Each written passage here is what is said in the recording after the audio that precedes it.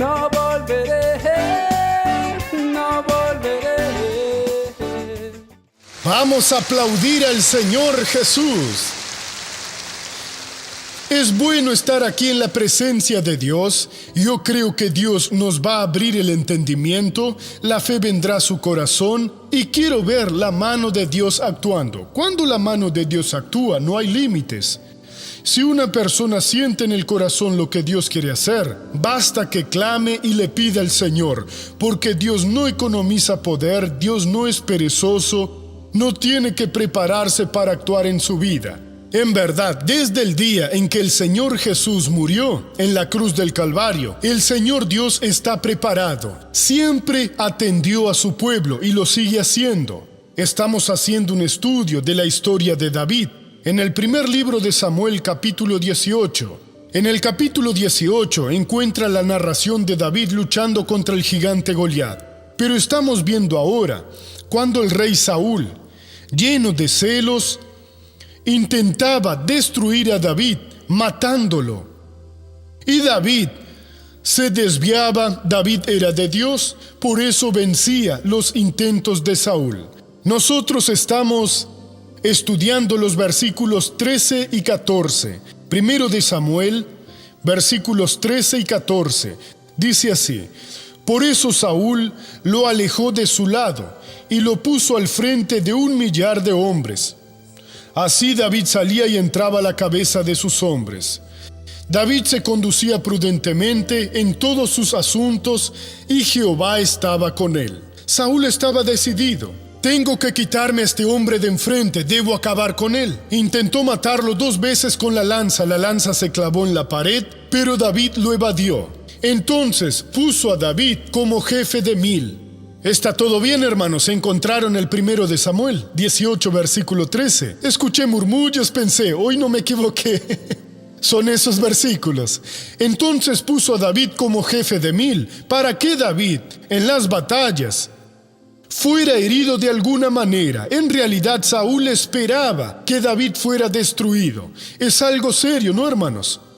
Hoy en día hay personas esperando la destrucción de mucha gente que es de Dios, por culpa de intereses mezquinos, pecaminosos. Porque así esa persona no descubrirá el error que cometió u otra cosa, obtendrá lucro, ocupará su puesto. El demonio no dejó de tentar, continúa tentando. ¿Y cuál es el secreto, doctor, para que ese deseo maligno no se cumpla en nuestra vida? Es el versículo 14. David se conducía prudentemente en todos sus asuntos.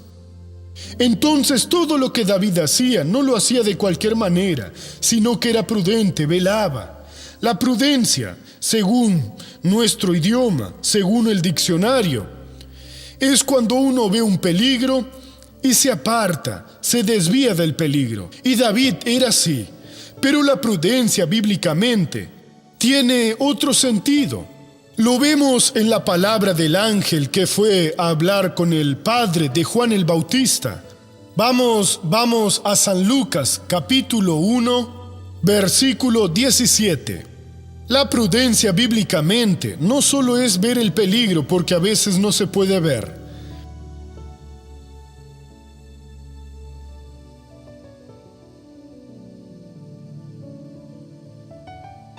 El ángel del Señor se le apareció a Zacarías, anunciando que su mujer Isabel daría luz a un niño.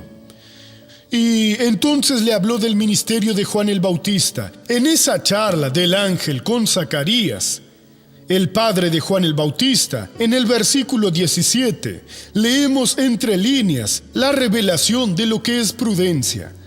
Hablando de Juan el Bautista: e irá delante de él con el espíritu y el poder de Elías, para hacer volver los corazones de los padres a los hijos, y de los rebeldes a la prudencia de los justos, para preparar al Señor un pueblo bien dispuesto. Ya vimos esto en otra ocasión.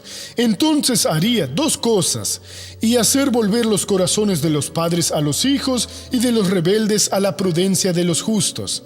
¿Quiénes son los rebeldes? Las personas que no se doblegan, delante de la voluntad de Dios. A veces están aquí en la iglesia, vienen a todos los cultos. Les gusta, Dr. Suárez, me siento tan bien oyendo las músicas, las canciones, las oraciones, pero no hacen nada. Recuerdo que en mi juventud era vendedor en Río de Janeiro. Andaba por la ciudad de un lado a otro. En ese calor tremendo descubrí la discoteca del Estado. Y que ahí había un buen aire acondicionado. Yo escogía las músicas clásicas, parecía el dueño de la fiesta. Al llegar agarraba un papel, ni entendía lo que era. Beethoven, sinfonía tal, esa otra, esta. Las marcaba y me quedaba una hora allí. Almorzaba y me iba allá. Nadie sabía eso. Me apoyaba en la silla y a veces me dormía también. Y la música tan. Me gustaba la música, pero no me llegaba al corazón. Hay personas que vienen a la iglesia así. Les gusta la charla, lo que se canta, el ambiente, pero no se transforman. Esas personas son rebeldes. Sienten a Dios y no toman una decisión. Lo mismo puede estar sucediéndole a usted. Doctor, es verdad, Dios me inspira, casi me empuja, y yo no hago nada. ¿Qué es la prudencia? Hermano, la palabra de Dios dice que la prudencia, volviendo a San Lucas, para citarlo exactamente como el ángel se lo dio a Zacarías. Vea si está de acuerdo conmigo. Para hacer volver a los corazones de los rebeldes a la prudencia de los justos. O sea, cuando una persona deja de ser rebelde, de rechazar la palabra de Dios, entonces, ¿qué sucede? Ella recibe la prudencia de los justos. ¿Qué es la prudencia de los justos? Es practicar la palabra, es asumirla. Volviendo aquí, David en todos sus asuntos practicaba la palabra. Ya expliqué en otros cultos. Cuando usted toma cualquier inspiración diabólica, la envidia, la sensualidad, la mentira, cualquier artimaña, cualquier cosa mala, usted está tomando un préstamo con Satanás. Ponga atención en esto.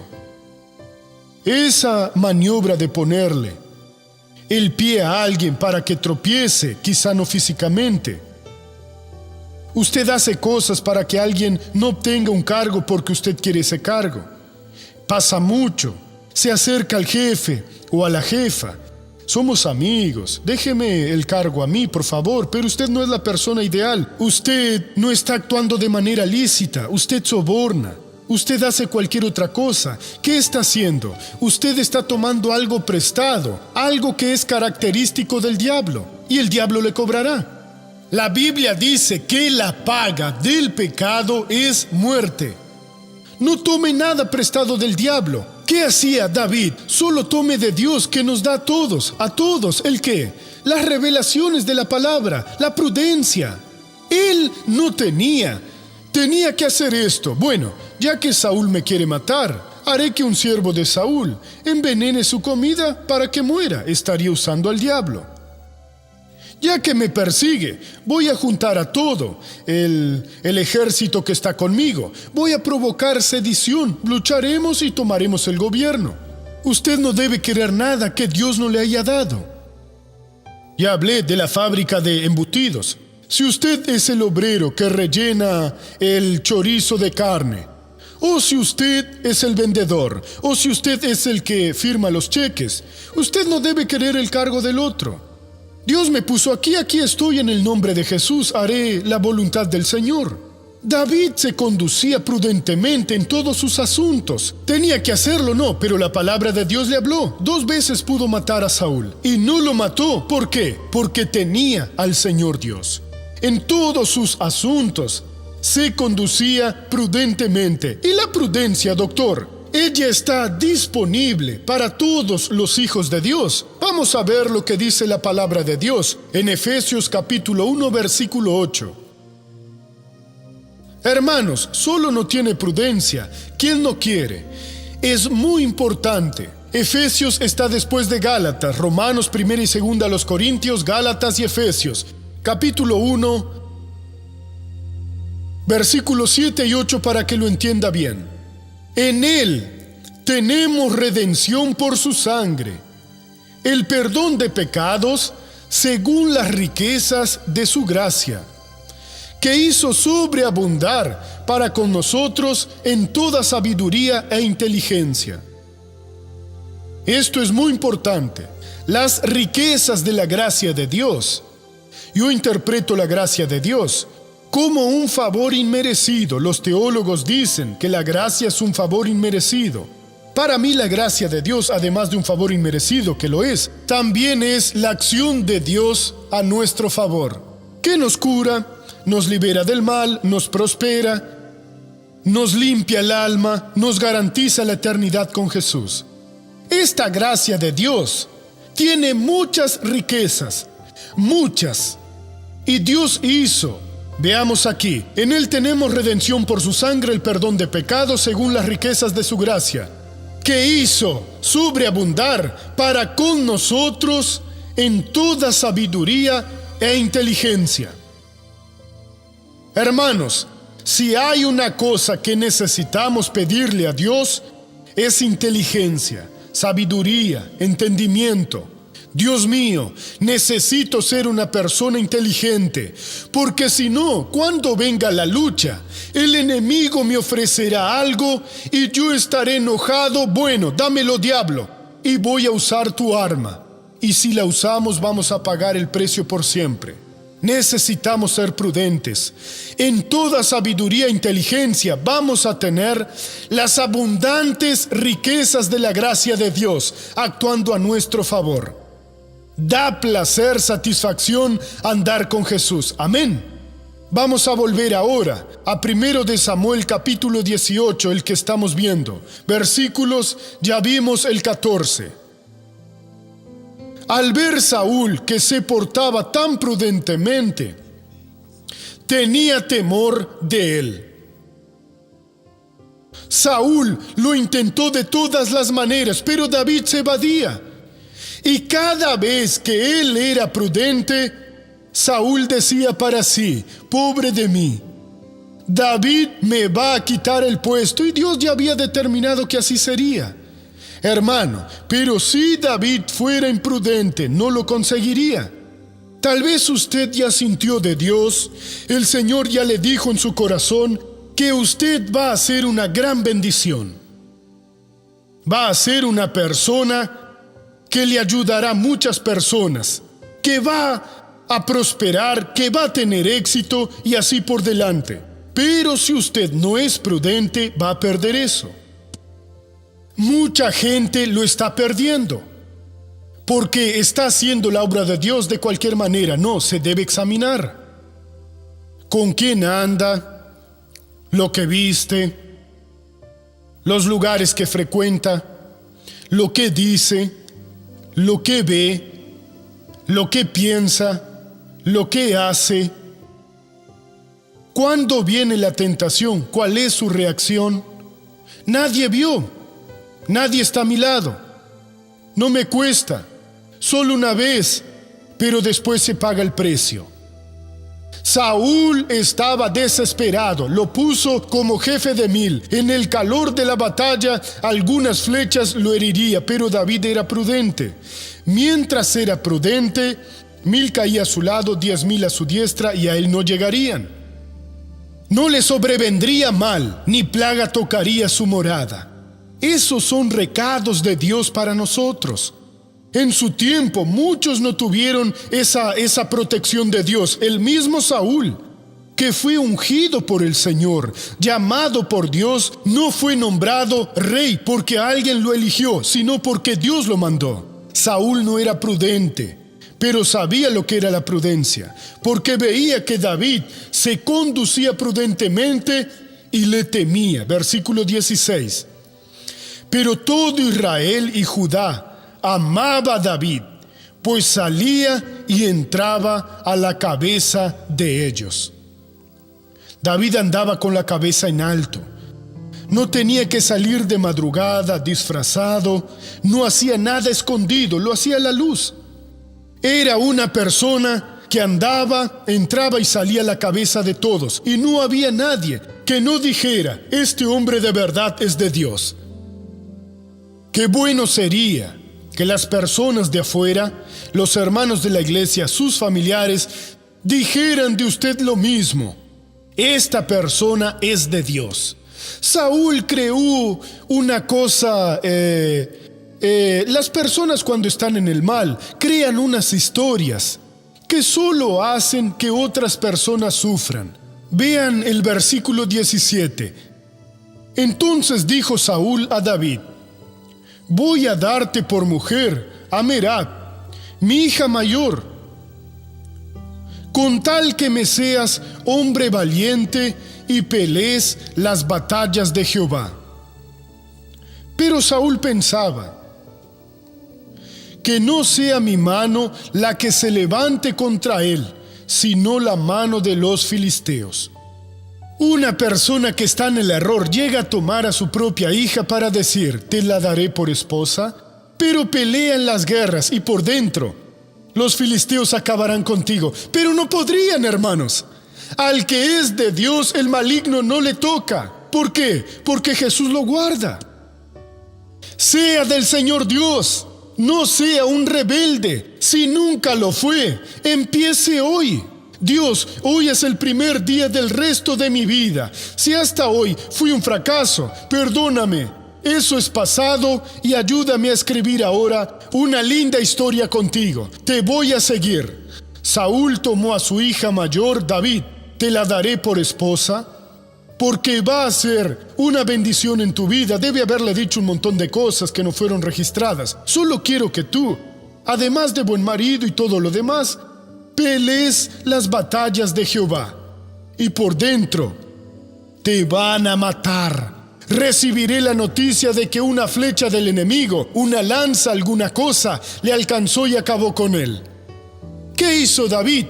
Oh rey, por favor, no. Pero David respondió a Saúl: ¿quién soy yo y qué es mi vida o la familia de mi padre en Israel para que yo sea yerno del rey?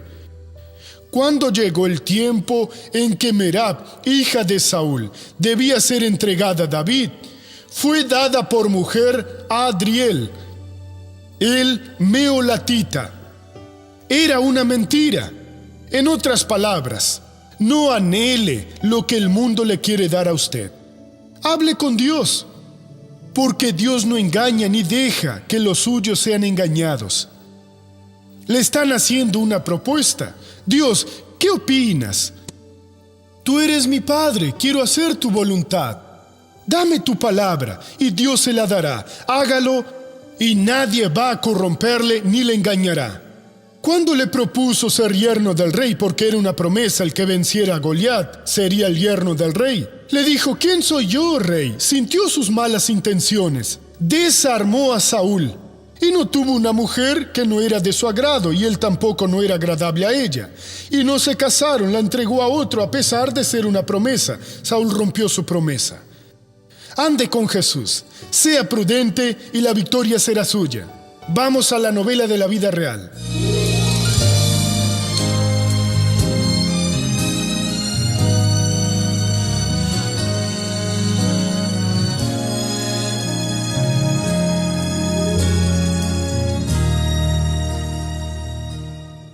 A los 19 años, José empezó a tomar y a mezclar las bebidas con otras drogas.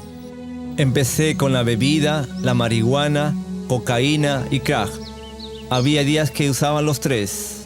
Consumía muchas drogas, salía a tomar y después regresaba. Cuando volvía de madrugada no podía dormir, no hacía nada, y cuando llegábamos a casa, a veces yo llegaba del trabajo, tocaba a la puerta y él se escondía, creyendo que era otra persona. Cuando le decía que era yo, él venía y me abría la puerta. Quería tener placer porque las drogas dan placer, pero también hay consecuencias. El consumo de drogas hizo que José tuviera pérdidas en su vida profesional. En el trabajo no rendía todo lo que la empresa esperaba de un empleado, no rendía. Mi jefe sospechaba de todo. Estaba estresado, me mandaba a hacer una cosa y no la hacía. Tenía alucinaciones y él tenía tantas alucinaciones que dejó el trabajo y nunca más volvió a buscar trabajo, ¿me entendió? Ya no buscó y me decía que fuera a esa empresa porque le tenía que pagar y necesitaba el dinero para comprar las drogas, para que fuera con él porque le daba miedo ir solo. Él tenía miedo de todo, estaba asustado.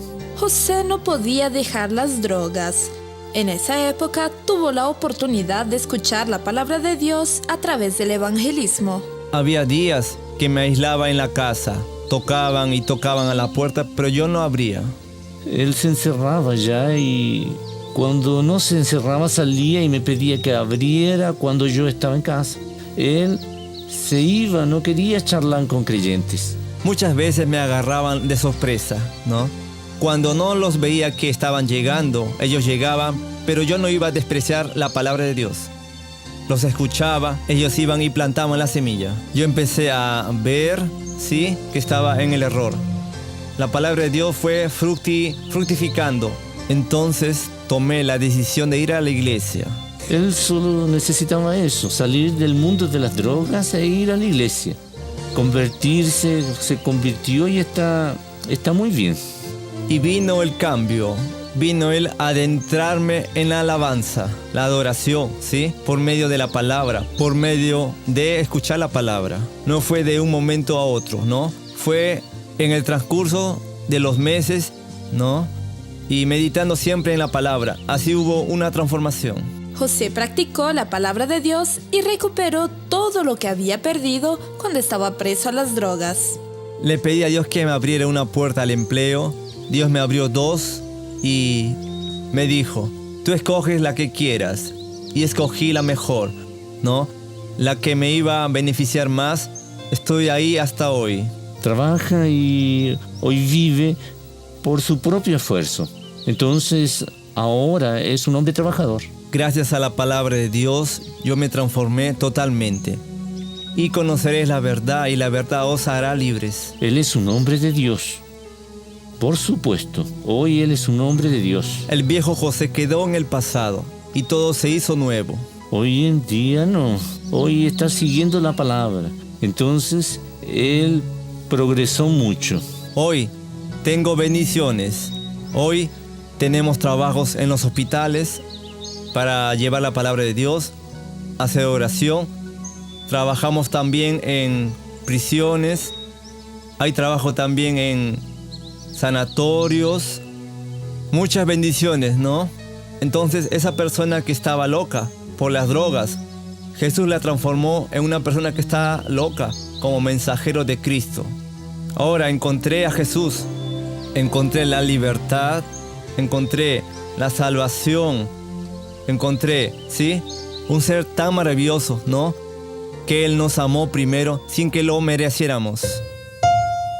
Gloria a Dios, gracias Jesús. Ahora vamos a la primera pregunta.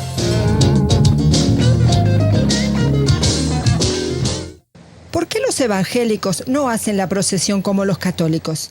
Porque cada uno tiene sus costumbres.